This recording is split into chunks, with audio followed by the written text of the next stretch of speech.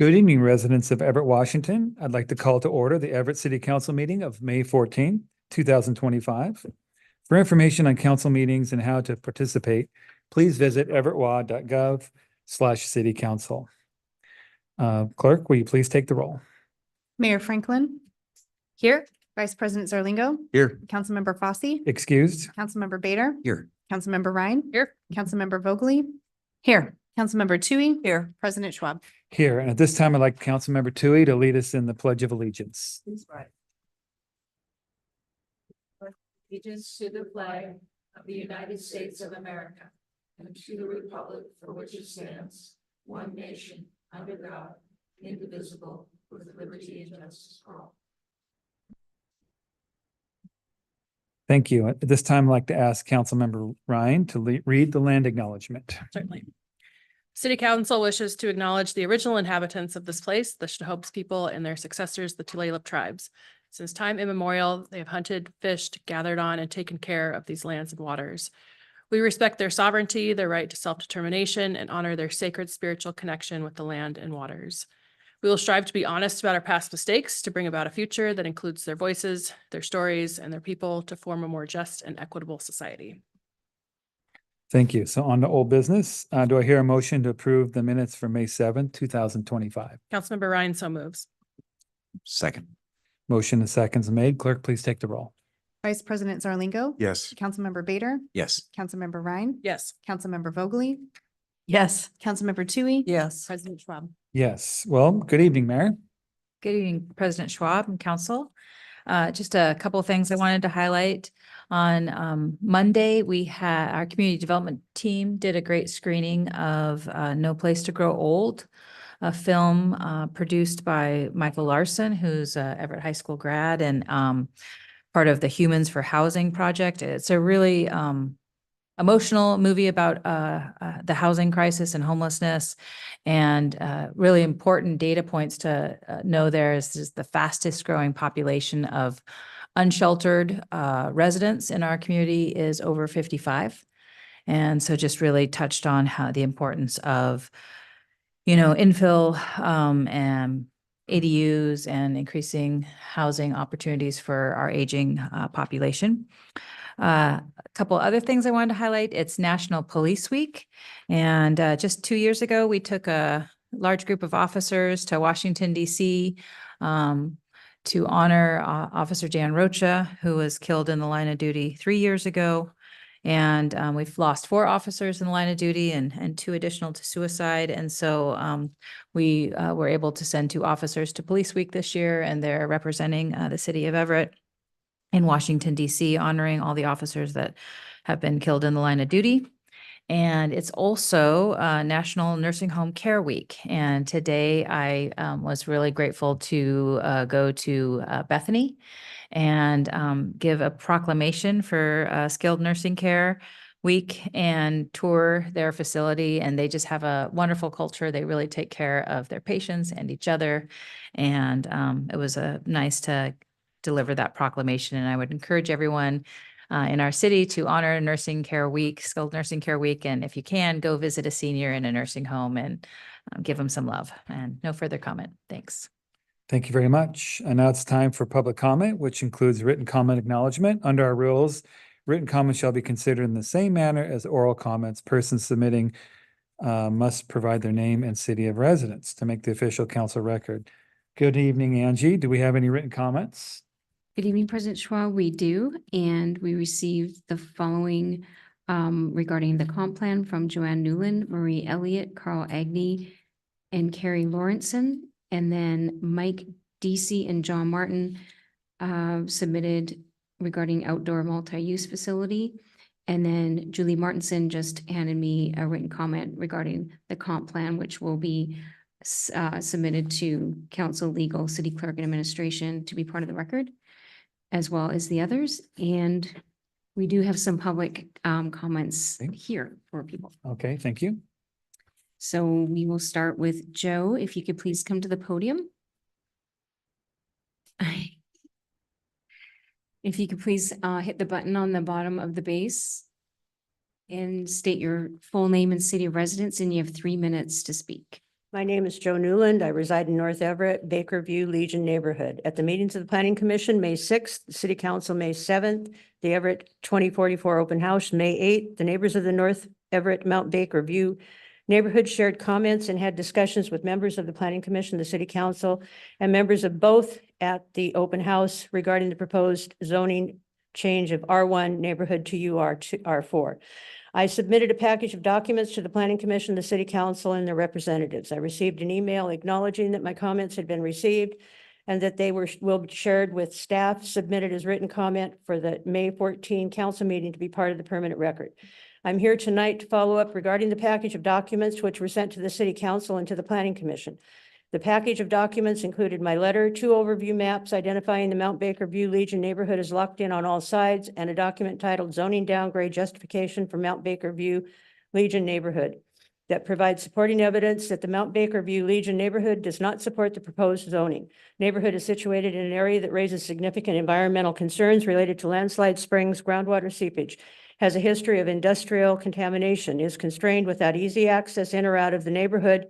Constrained access raises serious emergency and evacuations concern. A fire or earthquake triggered slide could isolate the neighborhood. Even under normal conditions, traffic bottlenecks occur and if North Broadway, SR 529, or even I-5 are backed up, experiencing unexpected or expected backups, the neighborhood becomes a parking lot with no way out, and the residents of Mount Bakerview Legion neighborhood become prisoners in our own home. Mount Bakerview Legion neighborhood is uniquely constrained neighborhood, physically isolated, geographically hazardous, and served by minimal infrastructure. These factors make it ill-suited for the urban residential 4 zoning that permits mid-rise high-density development. Instead, the evidence strongly supports a zoning designation of neighborhood residential constrained, aligning with the city's own description for areas where growth should be limited to reduce hazard risk. Mount Bakerview Legion area clearly meets the intent of the NRC zone, which is to limit density in environmentally sensitive, hazard-constrained locations. Thank you. Thank you. Next, Kyle, if you could please come to the podium. And please state your full name and city residence. You have 3 minutes to speak. Hi, my name's Kyle Shepard, resident of Everett. My wife and I live on the end of the 18th block of Hoyt, near 19th, and you're proposing rezoning the end of our block to UR4 from R2. Now, we've spoken to members of the planning department. Yorick says that this is a connector route, so I'm guessing that transit is the ultimate goal here. However, Alice says that it's to bring in people and walkable businesses. I'd like to consider each of those points in turn.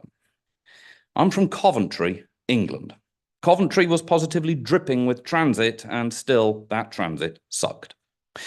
On a good day, you could get from our front door to central London in 45 minutes flat. On a bad day, you couldn't get across town in 2 hours. By comparison, Everett Transit, I'm sorry to say, is worth about 2 dead flies. There's no transit on Grand, there's no transit on Rucker, there's no transit on Hoyt, and I don't believe there's anything on 19th either. So I'm not really sure what it is the planning department's trying to connect. And I'm not really persuaded by Alice's argument for business. I'm not sure that there's a lot of care being taken for small businesses either. How many will be destroyed or displaced with this proposed baseball stadium for downtown? Let's also consider the retail units under the condominiums on Grand Avenue near the Snow Isle Co-op. There's a lot of vacancy there. I see a nail bar, I see a gym, I see a fancy bakery and a yoga studio. Now, all of these are high-value luxury items. I doubt the purchasers of UR4 units are going to be frequenting these businesses that much. Now, from what I understand, under state law, currently under consideration by Bob Ferguson, affordable housing will need no parking. Residences under 12,000 square feet will similarly need no parking. Businesses under 3,000 square feet will require no parking. So I propose that the first thing the residents of these UR4 low-rises will be buying, if they don't already have it, is going to be a car. And where are they going to park it? In our neighborhoods. Now, I would like to suggest that you rezone Legion Memorial Golf Course. That's 145 acres and 19 holes of prime real estate. How many hundreds of families could be settled on that golf course, complete with parking? It's close to Broadway and it's also close to Marine View Drive. So there is access. And I do not believe in any way, shape or form that the presence of the golf course is good for local wildlife. I work facilities management for a living. I know what happens to wildlife on golf courses. At the recent planning meeting, I heard people pleading for their communities. Well, I'm not pleading, I'm downright suggesting you should take that golf course before assaulting our communities and historic neighborhoods. The privileged may play golf elsewhere. Thank you. Thank you, Madeline. Could you please come to the podium?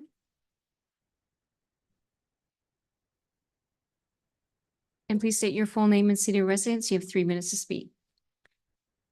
Do I need to press any button? Oh, okay, not. My name is Maline Shepard. I live in Everett on Hoyt Avenue, just north of 19th Street. Everett 2044 proposes to rezone our block to allow 4-story buildings just to the south of us. This would change the first 3 lots on our block from R2 to UR4. Our house is an oddity built in 1971 and is the newest on the block. Our street is filled with some of the most wonderful historic homes, but doesn't have any official historic designation. This is our dream house. You might think that's bizarre, but yep, that's our thing. We're restoring it back to the 1970s. We are so incredibly happy here. But now we face the possibility of living in the shadow of a 4-story building. This threatens to make our home unbearable. My neighbors and I would literally have no daylight and no privacy. Your plan is allegedly supposed to limit impacts to neighborhoods. I think this is pretty severe. In fact, it feels soul-destroying. Being told the change is expected to be gradual and likely won't affect us for 10 years is laughable. This was supposed to be our forever home. Many of the lots along 19th are quite small. Some are already subdivided up with 2 houses on 1 lot. The only way to increase density appreciably would be to demolish all 3 rezoned lots and build these new low-rise structures. Hoyt Avenue is not an arterial through the neighborhood. There is no transit along 19th. There's inadequate on-street parking for any additional dwellings, so why us? Why our neighborhood? Not one of our neighbors we spoke to knew of this. Not surprisingly, nobody is happy about it. You managed to mail out full-color flyers telling us to vote for higher taxes, but you can't let us know about the possibility of being stuck next to a 4-story building? This obviously will affect property values as well as put numerous irreplaceable historic buildings at risk. I counted 10 houses at risk just in our immediate area, nearly all of which are over 100 years old. The youngest is 99. You can't magically replace these buildings once they're gone. It's dehumanizing knowing the city is sizing up our homes and communities just to sell it off to developers. Thank you. Thank you. Next, William, could you please come to the podium and state your full name and city of residence? You have 3 minutes to speak. William Parents. I've gone around to certain counties. There's started seeing patterns. I'm like, especially with the graffiti, you start seeing the same graffiti go down the highway. I'm like, yeah, I'm not crossing this river. But like the men's mission, it has like a certain agenda. I was like, dude, I've been out here since 2018. You hit me up for money, I give you like $600, you still don't keep me, you still don't move me up, because I'm like, okay, I'm moving back, I got a better job. But I keep showing you progress, but you keep on not wanting to, like, I keep seeing what you're doing to the people down here. I was like, that one had a job, that one had a car, but this one's getting overweight and he's mentally getting worse. And I'm like, what's your hidden agenda? And it's different now. I said, no, it's not different. I said, I asked them for a bed today. They said, we don't have no beds. I said, you don't have no open beds upstairs. Well, I can't just move you upstairs. I was like, I've seen you do it a bunch of times, man. I've been doing this since 2018. And then you got to, I've had a relationship with Mr. Market, to beat me up, but, once you figure that out, and if you tell them progress, if any kind of progress, you tell them, and if you're doing better than the person working there, they kind of just, yeah, that needs to change. Kind of like the Trump change the child support rules. I'm like, dude, the fight's over. There's no more fight at the courthouse, you know? I mean, the judge can't play that game no more. Even the playing field, it's kind of like a domestic violence dispute. You only put a restraining order on one instead of the other. One's physical, one's mental. You should just separate them both, you know? And then, but the judges don't want to do that because then they don't make no money in their business. But that'd be something you might want to look into. I don't know why they don't do that, but you know, I think there's a lot of changes coming down since they locked down the border, but there ain't no getting out and there ain't no getting in, so I think there's big changes coming. Yeah, I just wanted to mention that because it's like the shelter. Are you trying to wait until I turn 50? I mean, I already been here since I was 32, you know, showing you progress, and you still try to keep me at this certain mental state, like right below survive or right above survival mode, you know? And I'm like, that's something the mayor needs, they don't have, it's not their shelter, but something she needs to look into, man. It's like, what opened up my eyes was the gas vouchers in this town. It's like, I'm going back to Everett because, you know, the market did the downturn, everybody started laying off, and I'm like, well, gotta go back to where the gas was at, you know? That's it. But yeah, someone needs to go down there and like they don't want people to make, they're picking and choosing who gets to progress with their mental state at the shelter. Keep the ones downstairs. I'm like, dude, this dude's been here 4 years. Yeah, If you could finish up, that'd be good. Thank you. I'm just saying, I mean, Yeah, summarize for us, be good. someone needs to straighten that out down there at the shelter. They're keeping people at certain mental levels and they're not progressing, or if they progress, they keep them down. Okay, thank you. Thank you. Thank you. And that concludes our public comments. Okay, thank you very much. All right, so on to council comments. Councilmember Zerlingo. Thank you, President Schwab. Well, first, an hour or so ago in this room, we had our Parks and Built Environment Council Subcommittee meeting. I'll leave that to Co-Chair Ryan to detail, just to make a comment that one of the presentations there with Dan Ernestine and Economic Development, and for anybody who wants to appreciate the sort of breadth and depth of what's going on in this city in terms of all the different developments and the employment we have, and one of the reasons why housing is so precious, I definitely suggest viewing that. Recent activities, as one of our commenters mentioned, thank you. The last week, Council President Schwab and I attended with Yorick and Long Range Planner Alisanne and one other staffer whose name I unfortunately don't remember, the Comprehensive Plan Update Open House at the Gibson Center. Lots of good conversations over 2 and something hours, questions, some answers, more feedback, more for us to consider as we look at this plan. And also a chance for me to learn some more from some of the attendees about different housing variations, some things down to like micro studios. And I learned a little bit of the difference between co-living and co-housing. So more to learn from me on that. This week also attended Snohomish County Tomorrow Group's Exploratory Group, which is a group I'm representing Everett on the Snohomish County Tomorrow Steering Committee, and also on this exploratory group where the group's trying to consider what should be its involvement and path forward. Also considering other public entities that might or might not be part of this group, or whether they would be voting or not. And then it looks like settling on priorities for housing, economic development, transportation, and health and human services. Some really interesting discussions going on that will probably be going on for a few months about the breadth of those efforts versus enough focus in some areas to get traction and some real progress. And then lastly, last week, Thursday, the Puget Sound Regional Council's Transportation Policy Board, where I represent Everett, Councilmember Bader serves on PSRC's Growth Management Policy Board. He's talked about that before. We're all looking at comprehensive plan updates and approving those, recommending approval by the Executive Committee for, I think it was 13 cities this time.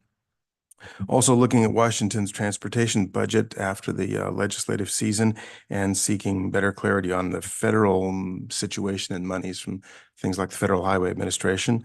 Also surveys looking at safety, public concerns and perceptions, which dovetails with our Vision Zero presentation in the council subcommittee meeting here an hour or so ago. A lot of concerns about safety and particularly driver distractions. That seems to be something that a lot of our community members are identifying as a significant contributor. And then lastly, working on a regional transportation plan. So this is something that PSRC does and updates once every 4 years, developing that now. And I think that'll be voted on most of a year from now.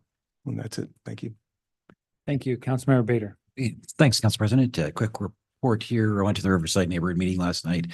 Had a good report from the PUD. They're talking about the high capacity transmission line. They're needing to run up north to the Delta substation. I'm trying to remember what that might not be the technical term for it, but I think they took input from many neighborhoods in North Everett and going to route that up Broadway. At least that's the present plan.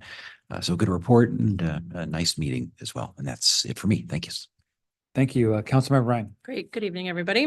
Tonight we had our Parks and Built Environment Committee meeting, and we had two really interesting and fantastic updates, both tie very nicely into a couple of things I wanted to share anyways.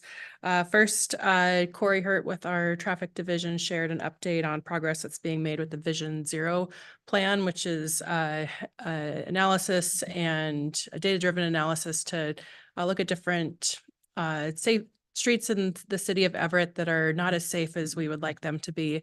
The goal for the study is to ensure that there are 0 traffic fatalities in the city of Everett, and we'll hopefully, after it's finally published, I believe in September time, for it'll open up some funding for at the federal level to complete some of the projects that are listed on the priority list. So good stuff coming down the pike from that.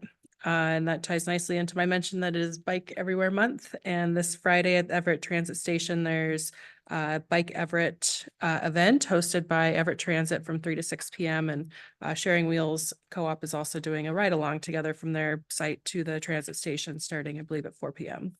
Also at the committee meeting earlier, Dan Ernest, our Economic Development Director, shared an update about all the really cool things going on here in Everett.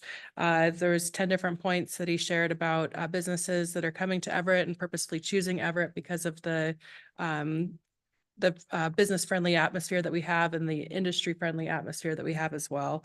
There's some good mentions too, just about the development of industry that other industries like aerospace are able to incubate and cultivate in our community. So I would definitely recommend folks checking that out. And that leads into me mentioning that Everett's working on creative district designation, led also by our Economic Development Division. The designation would be it would help to have Washington State certification to formally recognize the creativity and arts and culture here in the city of Everett, which also would open some funding to help with supporting our art installations and events and just the creative community that we have here.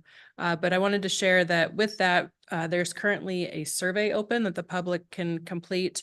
If you want to share more things about what types of things you'd like to see bolstered through our arts and culture community, go to the Creative District website, Google everettwa and Creative District, and you can indicate whether you'd like to see more live shows, art installations, or just what types of art and culture would you like to see further cultivated in the city. So it helps just to guide the formation committee's conversations about where to direct efforts. This Monday, I was unable to attend the Port Gardner Neighborhood Association meeting. Thank you, Councilmember Toohey, for joining in my absence. But on Tuesday, I did join the Glacier View Neighborhood Association. Thank you to Mayor Franklin and Chief DeRoos for joining to share updates on the good things going on in the city. This upcoming Monday, next week, is the Lowell Neighborhood Association starting at 7 p.m. And also mention that this Saturday is Clean Everett Day, so it's a great opportunity to get rid of that stuff in the corner of your storage area to dispose of. So check the website for where the dumpster locations will be. And there's still opportunities to volunteer if you want to lend a hand to help out with the Clean Everett Day. That's it. Thanks. Thank you very much. Councilmember Bogley. Yes. Hello, good evening. Thank you. Thanks for coming to speak. Those of you who did, Joe, I just wanted to point out that I'm really, pleased, with all of your science and data type stuff to help your argument that, that speaks to me. And so it makes a lot of sense. Those types of reasons, you know, I don't think you mentioned arsenic tonight, but I know that it has been mentioned and moving stuff around. Can't talk back and forth right now, but I hear you. I just wanted to, I wanted to put that out there because sometimes I hear things like, you know, oh, we got so mad about a parking structure and now we're mad that people are parking in front of our house. It's like, well, can only get so much, but science works wonders when it comes to arguments. And so just thank you for putting that together. I don't know exactly about the 19th and Hoyt and connector route stuff, but I'm sure that we'll get more information about that. So I can't speak clearly to those folks who spoke. Thanks for coming down, William. It's been a while since we've seen you. I think you're gone now.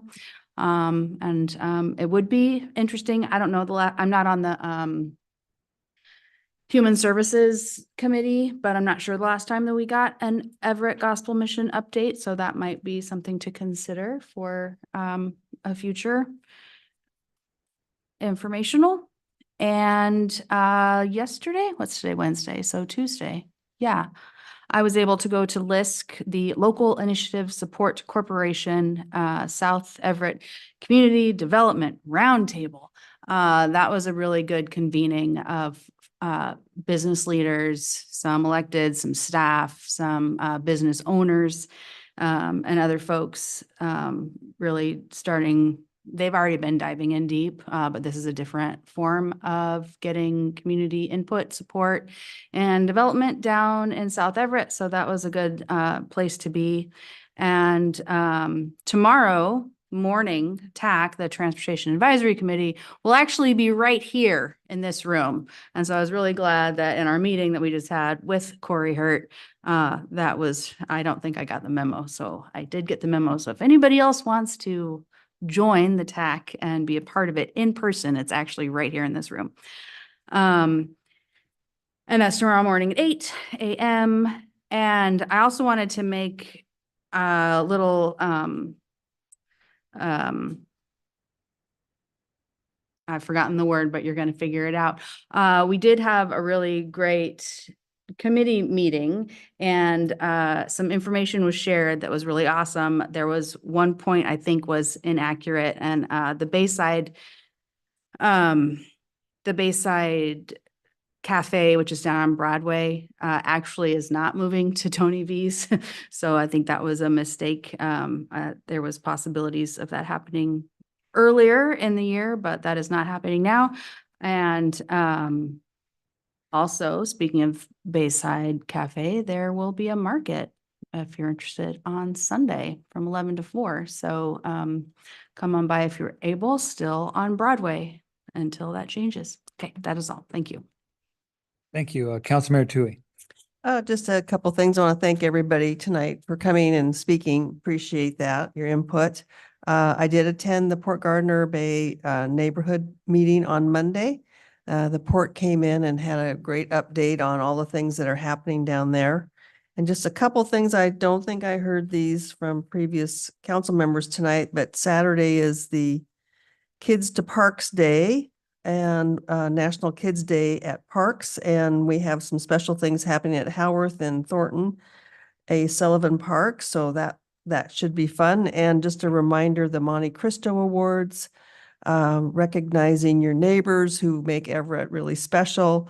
Those nominations a deadline is June 30th. So make sure you get those out.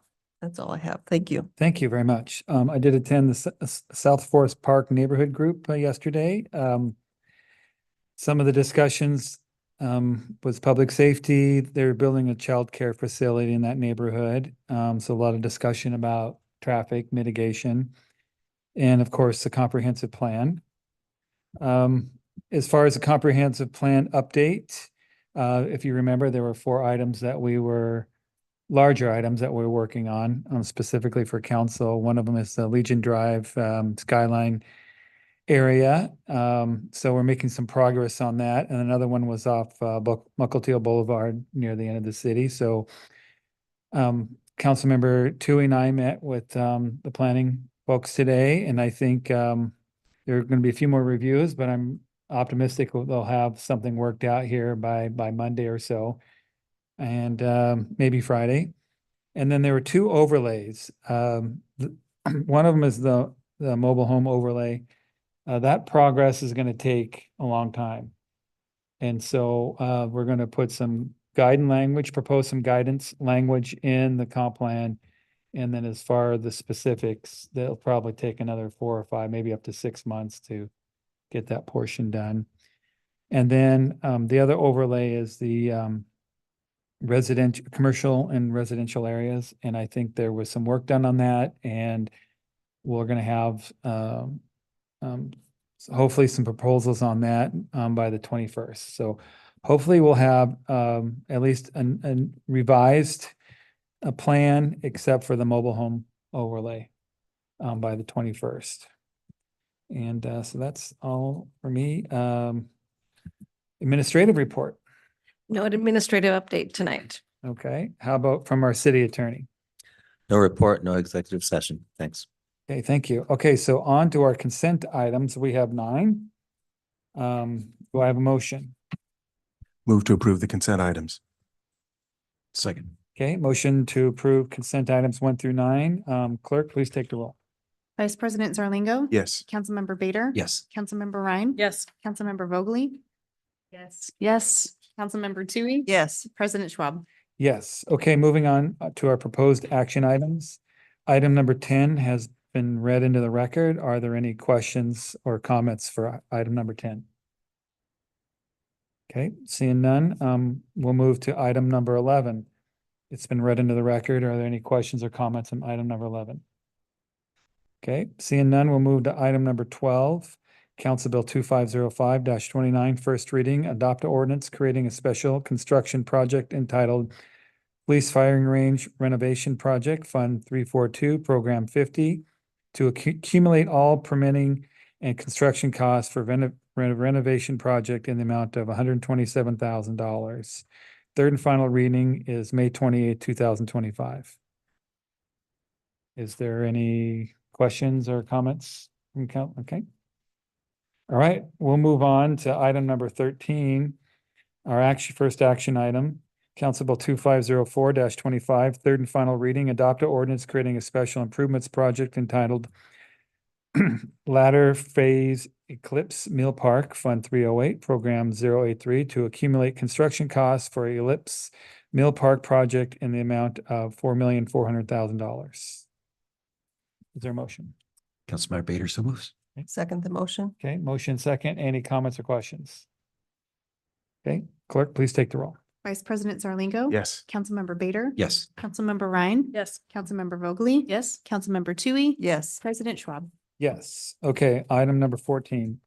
Council Bill 2504-26, third and final reading, adopt an ordinance creating a special improvement project entitled WPCF FEN Meter Replacement, Fund 336, Program 048. Do I have a motion? Move to approve. Second the motion. Motion second's been made. Is there any questions or comments? Okay.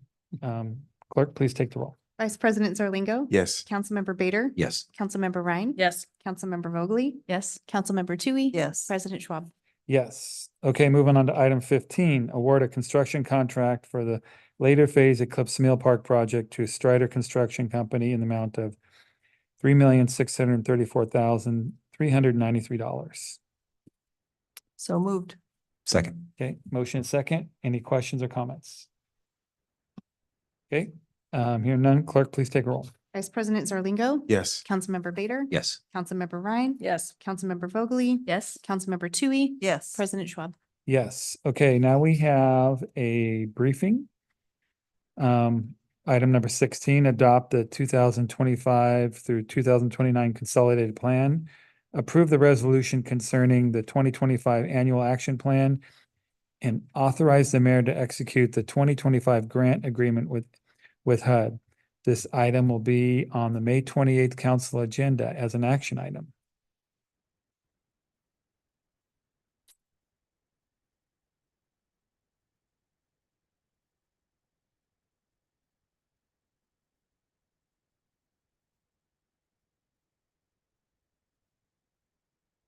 Good evening, Mayor and Council. I have to admit, this is my first time being back since the format's changed, so I have a moment of technical challenges. You'll have to forgive me. I am Kimber Landry. I am the Community Development Manager for the city. And tonight I am providing a brief briefing on our 2025 to 2029 consolidated plan, which is a 5-year plan that guides the allocation and priorities of our community development block grant funds, or as I'm going to call them, CDBG funds for brevity, that the city receives from HUD. So the city receives annual entitlement funds from HUD for the CDBG program and participates in interlocal agreements with Snohomish County for access to HUD's home program funds as well, and also 2060 Affordable Housing Trust funds, which are municipal dollars. The consolidated plans that HUD requires are updated every 5 years. So this is fairly standard that we are at that time. And the 2025 to 2029 consolidated plan provides the strategic framework for federal housing and community development funds. It integrates needs assessments, market analysis, and local priorities to guide the use of CDBG and home funds, as well as support the allocation of our local dollars, such as our AHTF resources. This plan is conducted in conjunction and partnership with Snohomish County, as well as the city of Marysville under that interlocal agreement. And the 2025 annual action plan is the first year of that consolidated plan period. And so under the new consolidated plan cycle, which will run July 1st of 2025 to June 30th of 2030, the first year of it will start on July 1st of 2025, and then it will end June 30th of 2026, with subsequent annual action plans following every year. Projected revenues for the 2025 program year are totaling approximately 1.5 million. That is detailed in the resolution that is before you for this item. And that includes, of course, our CDBG entitlement funds that we are set to receive, are also CDBG program income revolving loan funds and the loan payoffs, reallocated prior year CDBG funds, and our home program fund set aside. We also include our local allocation from Snohomish County for the AHTF funds, which will include new and reallocated prior AHTF funds in the resolution.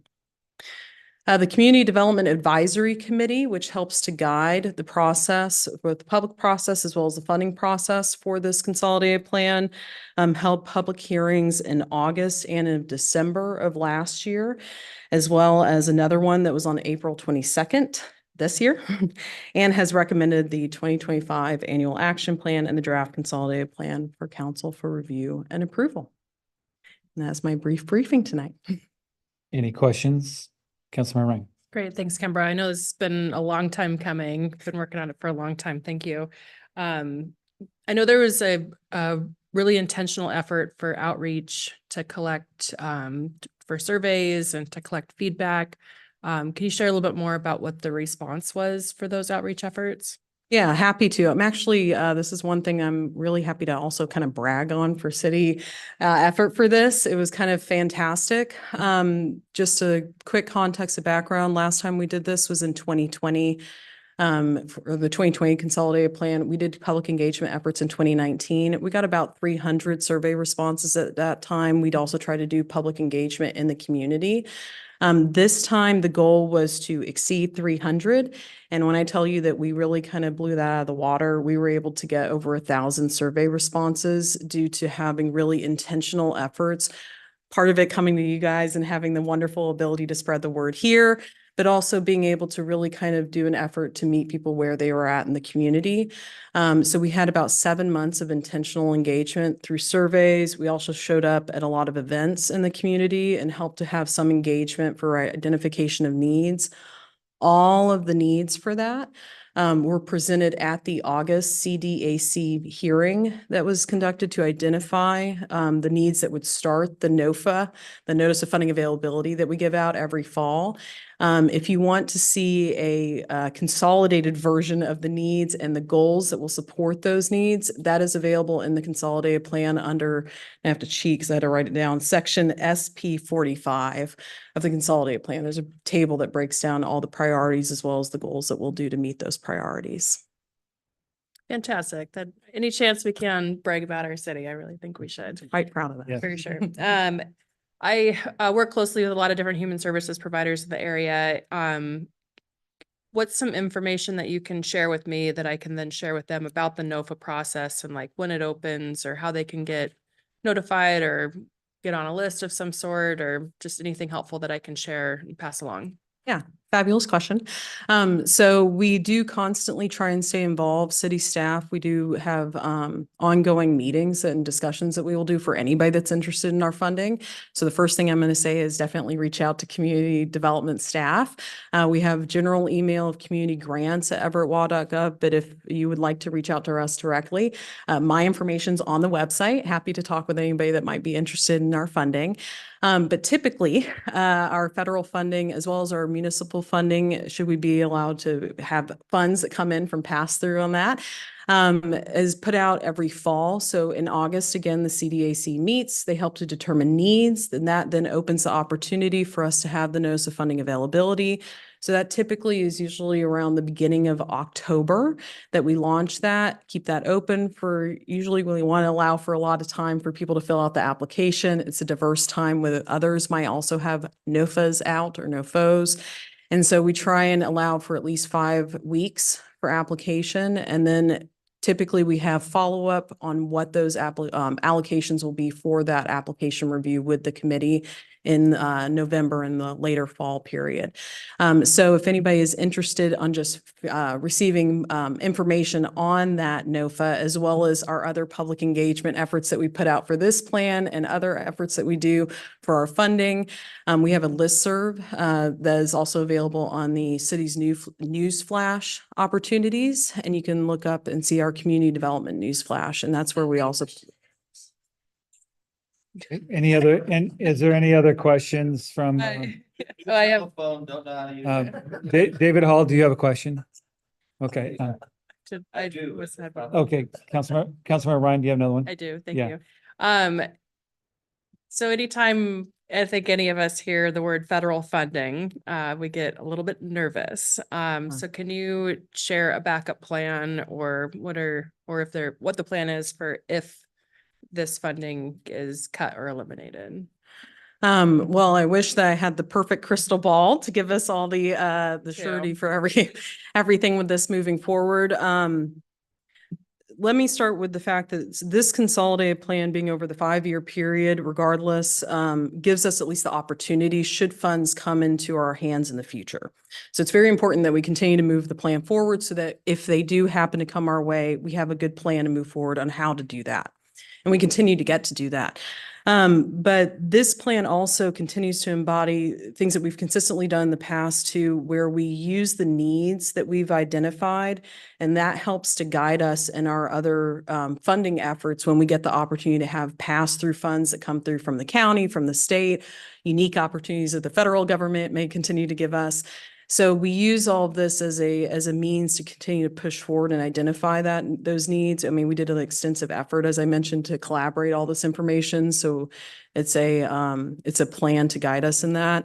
Beyond that, I think that it's going to come down to us in the city continuing to have discussions with partners on how we can best do to get resources and continuing to work towards getting all of that.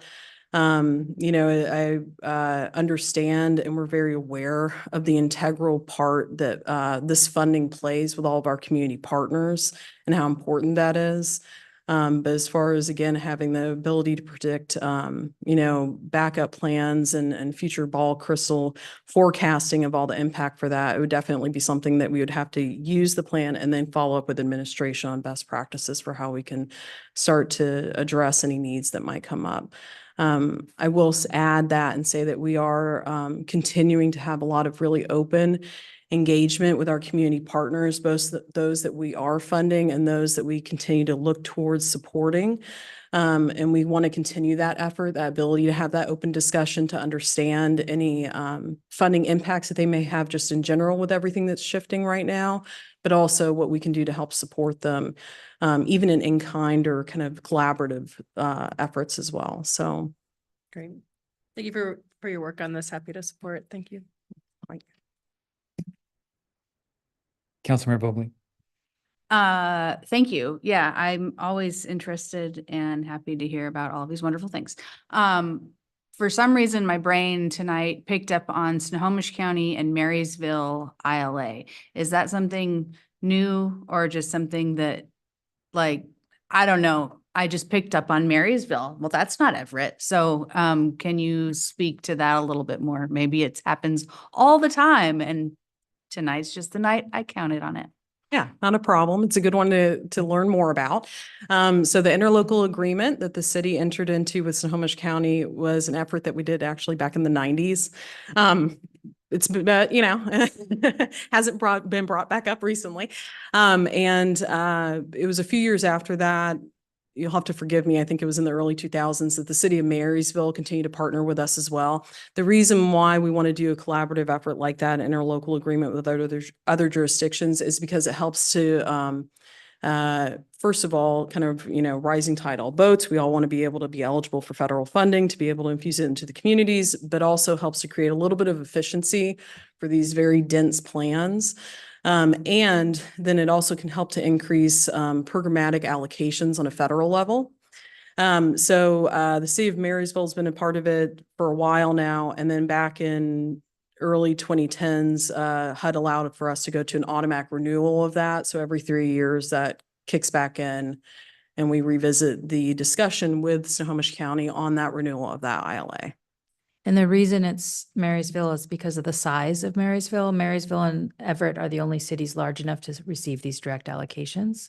So as the other communities around us grow, they will also at some point be at that point. But so far, it's just Everett and Marysville as it grew recently around that time. Yeah, fantastic. Thank you. And just to the other point on, what do we do if something happens? Just as a reminder, I meet with our lobbyists every week and stay in close touch as to any changes at the federal level that would impact any of the funding that we receive or that our partners receive. And they are in very close communication with our delegation, and they're stand ready and poised to advocate on behalf of our community. So that work happens every week. Okay, thank you very much. Thank you for the report. Any other questions? Okay, with no further business, meeting is adjourned.